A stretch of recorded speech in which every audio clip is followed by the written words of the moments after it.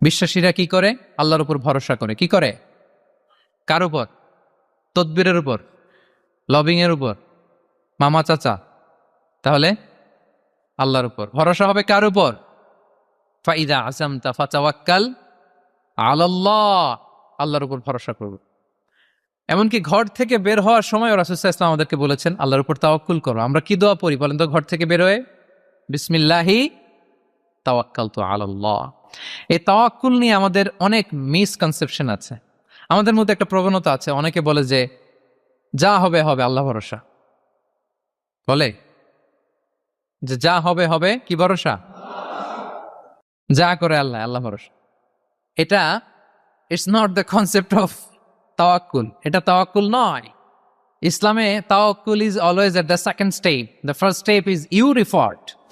প্রথমে আপনি চেষ্টা করবেন, এরপরে আপনি আল্লাহর উপর তাওয়াক্কুল করুন।